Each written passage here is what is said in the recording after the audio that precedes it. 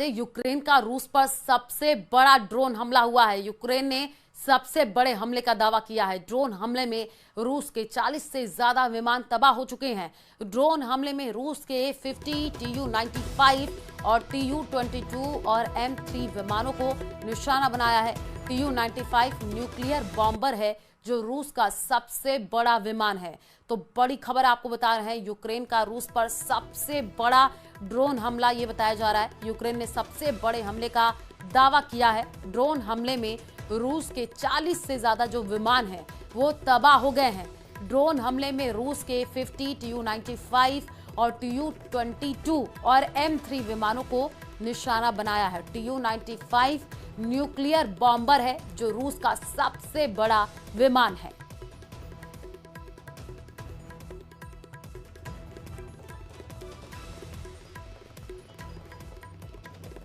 तो ये बड़ी खबर आपको इस वक्त बता रहे हैं। ड्रोन हमले में रूस के 40 से ज्यादा जो विमान हैं वो तबाह हो चुके हैं।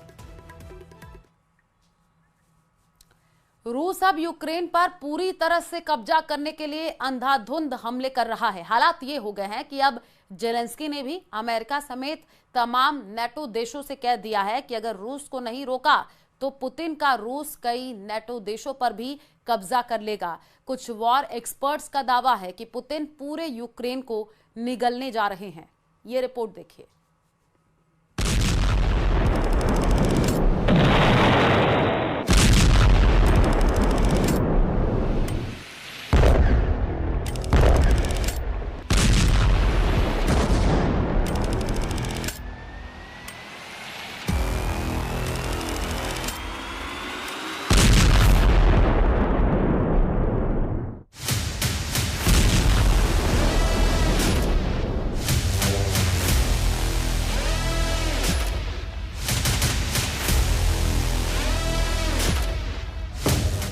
निगल लिए यूक्रेन के 51 शहर, रूस का खूनी तांडव।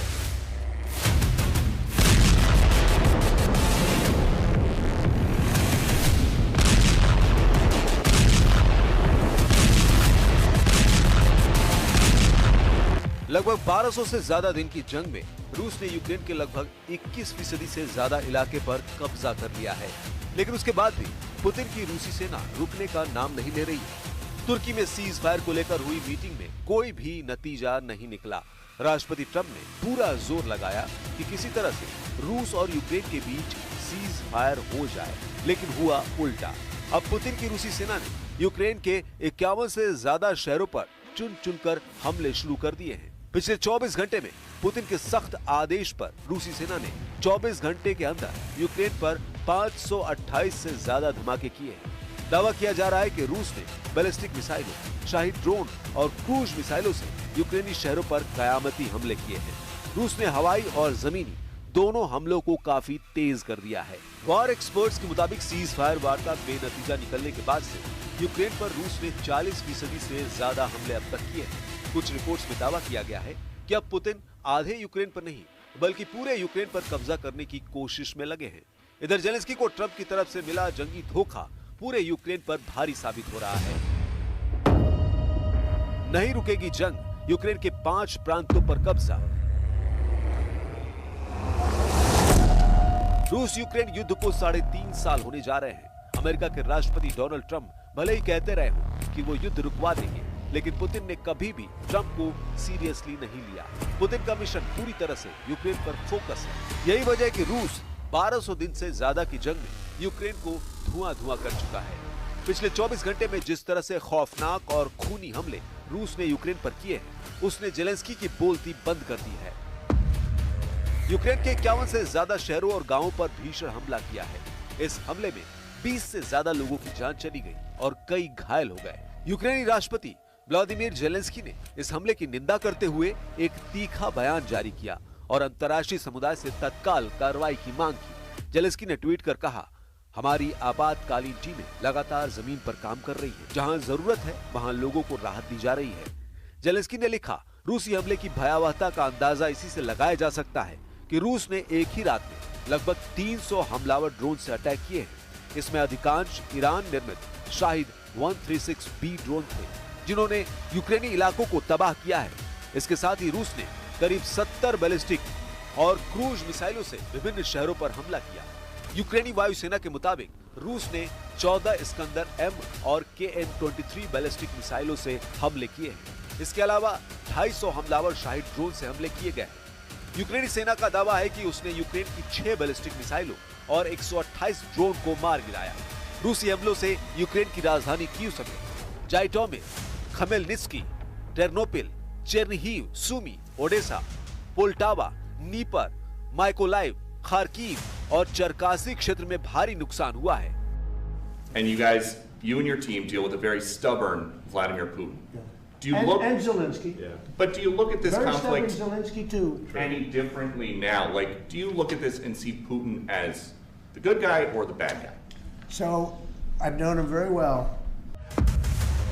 आबादी नहीं, पूरे यूक्रेन पर कब्जा। यूएन के मुताबिक 3.5 साल की जंग में 30 लाख यूक्रेनी अपने ही देश में दूसरे ठिकानों पर जा चुके हैं, जबकि 60 लाख से ज्यादा यूक्रेनी विदेशों में शरण लिए हुए हैं। इधर पुतिन ने अमेरिका और यूक्रेन को साफ कह दिया है कि अगर सीज फायर चाहते हो तो यूक्रेन के कम से कम 5 प्रांत रूस के हवाले कर दो। हम आपको बता दें, रूस ने इन इलाकों पर हमले तेज कर दिए हैं जिन पर वो कब्जा करना चाहता है। अब आप ये जान लीजिए पुतिन सीज फायर किस शर्त पर करना चाहते हैं। रूसी सूत्रों के मुताबिक रूस ने यूक्रेन से 5 प्रांत देने को कहा है। रूस जिन 5 जगहों से यूक्रेन की आर्मी को हटाने पर तुला है वे हैं डोनेस्क, खेरसोन, खार्किव, ज़पोरिजिया और लुहांस्क।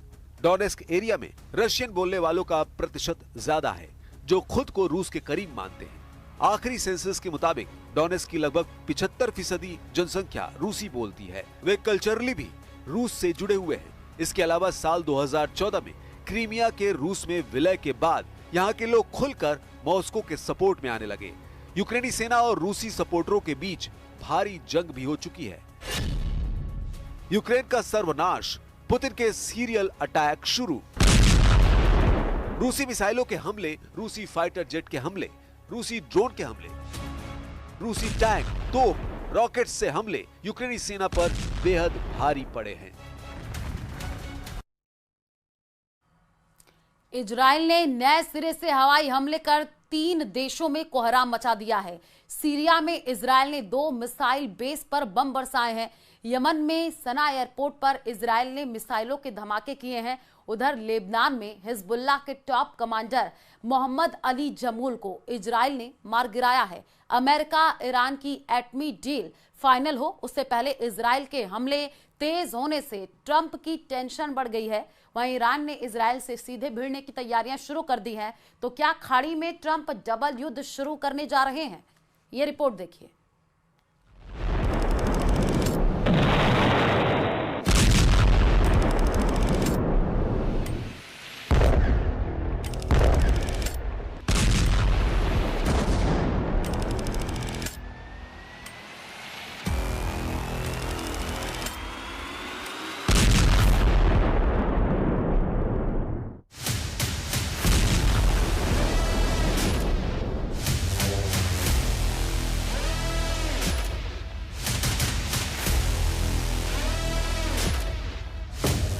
निगल लिए यूक्रेन के 51 शहर, रूस का खूनी तांडव।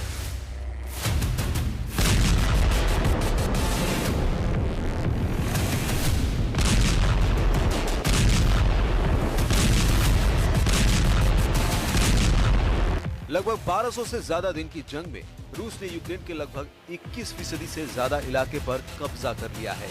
लेकिन उसके बाद भी पुतिन की रूसी सेना रुकने का नाम नहीं ले रही है। तुर्की में सीज फायर को लेकर हुई मीटिंग में कोई भी नतीजा नहीं निकला। राष्ट्रपति ट्रंप ने पूरा जोर लगाया कि किसी तरह से रूस और यूक्रेन के बीच सीज फायर हो जाए, लेकिन हुआ उल्टा। अब पुतिन की रूसी सेना ने यूक्रेन के 51 से ज्यादा शहरों पर चुन चुनकर हमले शुरू कर दिए हैं। पिछले 24 घंटे में पुतिन के सख्त आदेश पर रूसी सेना ने 24 घंटे के अंदर यूक्रेन पर 528 से ज्यादा धमाके किए हैं। दावा किया जा रहा है कि रूस ने बैलिस्टिक मिसाइलों, शाहिद ड्रोन और क्रूज मिसाइलों से यूक्रेनी शहरों पर कयामती हमले किए हैं। रूस ने हवाई और जमीनी दोनों हमलों को काफी तेज कर दिया है। वॉर एक्सपर्ट्स के मुताबिक सीज फायर वार्ता बेनतीजा निकलने के बाद से यूक्रेन पर रूस ने 40% से ज्यादा हमले अब तक किए हैं। कुछ रिपोर्ट्स में दावा किया गया है कि अब पुतिन आधे यूक्रेन पर नहीं बल्कि पूरे यूक्रेन पर कब्जा करने की कोशिश में लगे हैं। इधर जेलेंस्की को ट्रंप की तरफ से मिला जंगी धोखा पूरे यूक्रेन पर भारी साबित हो रहा है। नहीं रुकेगी जंग, यूक्रेन के 5 प्रांतों पर कब्जा।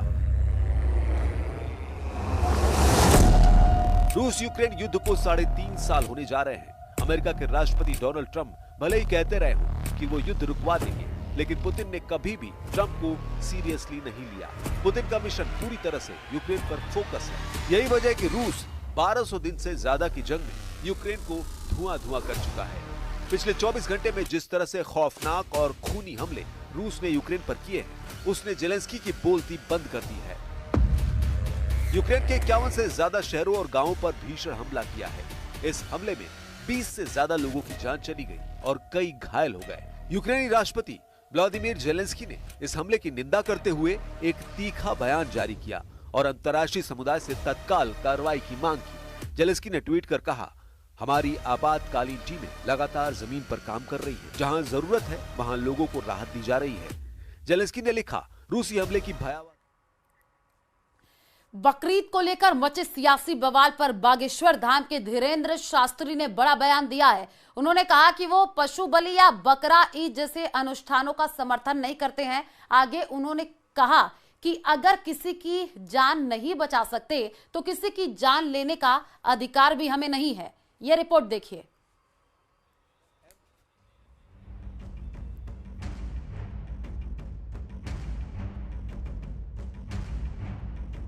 बकरीद से पहले देश भर में कुर्बानी को लेकर फिर विवाद खड़ा हो गया है।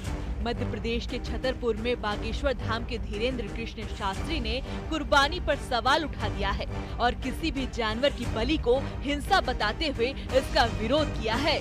जीव हिंसा किसी भी संप्रदाय में, किसी भी कल्चर में, किसी भी संस्कृति में, किसी भी मजहब में है, निश्चित रूप से वो निंदनीय है। वो किसी भी प्रकार से हो, हम बलि प्रथा के पक्ष में नहीं हैं। इस प्रकार से हम बकरीद के भी पक्ष में नहीं हैं। हम किसी को अगर जीवित नहीं कर सकते हैं तो मारने का अधिकार भी किसी को भी नहीं है। इसके सब्स्टिट्यूशन है। उस वक्त कोई ऐसी व्यवस्था रही होगी जब बकरे की कुर्बानी दी गई होगी। तो अब लेकिन उपाय हैं, उपचार हैं। अब समय बहुत बदला है। हम सब सभ्य हैं, सुशिक्षित हैं, इसलिए हमें लगता है जीव हिंसा को रोकना चाहिए। वहीं हैदराबाद में बीजेपी नेता टाइगर राजा सिंह भी इसे लेकर मुखर हैं और उन्होंने तो हैदराबाद के कुछ हिस्सों का नाम लेते हुए सोशल मीडिया एक्स साइट पर पोस्ट किया कि इन इलाकों में खुलेआम गाय के बछड़ों की बिक्री हो रही है।